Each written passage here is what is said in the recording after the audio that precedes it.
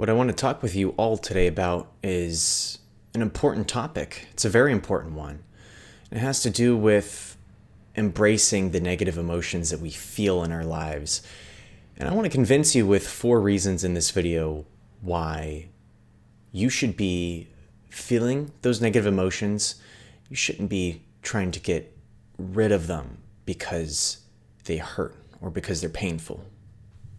Now, the first reason that we should really try our best to embrace these negative emotions is because when you feel bad, it helps you to see the reality of things. It helps you to understand how things really are. And you might not look at a situation with or through a bias.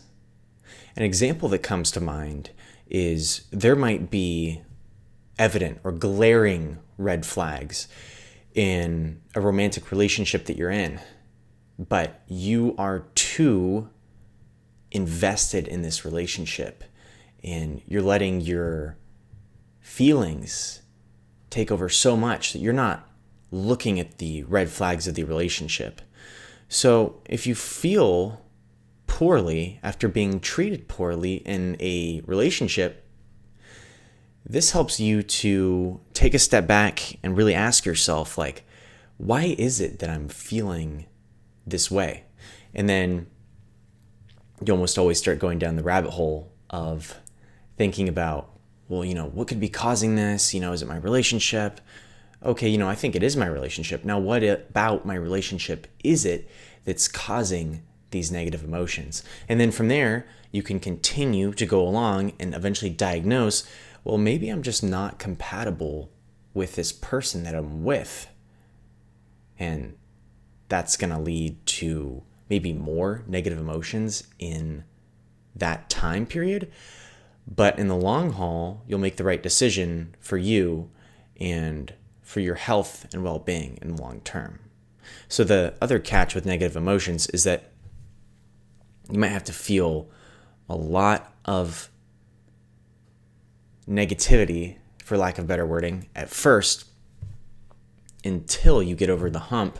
You make the tough decision. You rip the Band-Aid off, so to speak. And then you look back a couple months after making a important decision based off of feeling and making choices based on those negative emotions on how to resolve those poor feelings. And you think to yourself, wow, I'm glad that I did that. That really stunk in the moment. But long term, I'm so happy that I made that choice.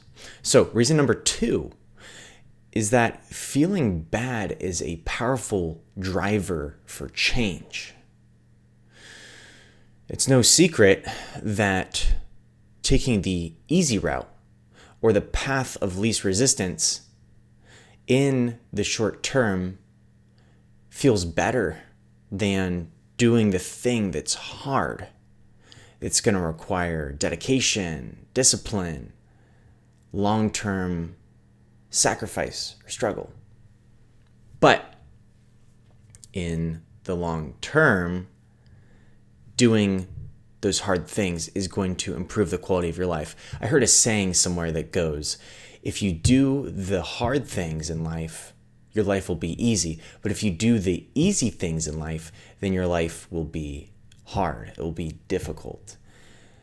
So that's why it's important to look at the areas of your life that you feel bad about. Maybe it's your fitness.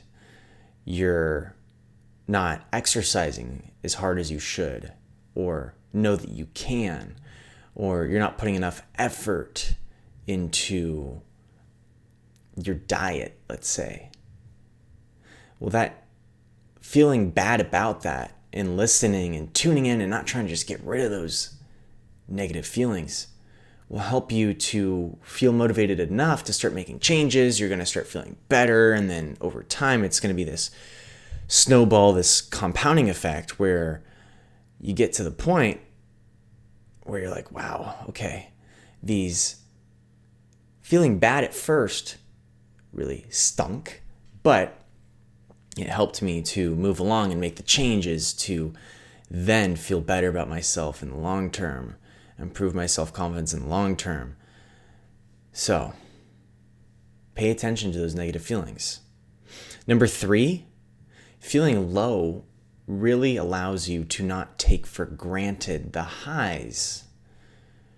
Right? If we felt good all the time, that would be normal. So feeling good wouldn't necessarily be a good thing, right? It would just be a normal thing.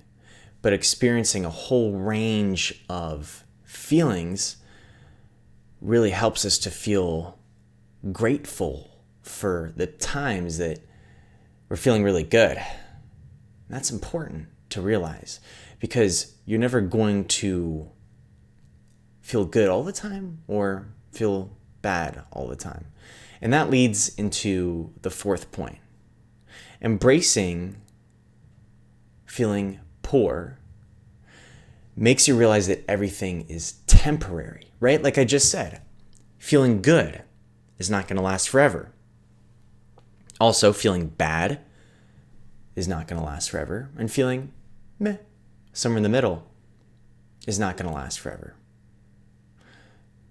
So, you shouldn't try to, because you're experiencing a period of suck, again, for lack of better wording, you shouldn't necessarily try to look to distract yourself from that, because you know that you're going to come up from that.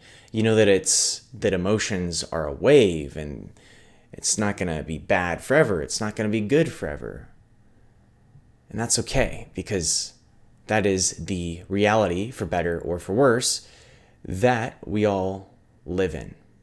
I wanted to talk last about tying this all together. It's tricky because we come up with ways to distract ourselves from feeling bad. When we're feeling bad, we might go out and make a ton of purchases that really we look back on, we're like, why did I do that? Well, I just wanted that quick rush because I wasn't feeling good. Or you go and you just make bad decisions. Maybe you drink too much or use other substances to try to numb that feeling or get over that feeling. But you just missed out on so much learning, and you did yourself harm, you costed yourself money. I could go on and on about why you shouldn't try to distract yourself from feeling bad. You should just allow yourself to naturally get over that feeling over time, because it's going to happen. All right, I'm going to stop ranting, but thanks for watching and listening. If this gave you any value, please like, comment, and subscribe, and I will see you in the next video. Bye for now.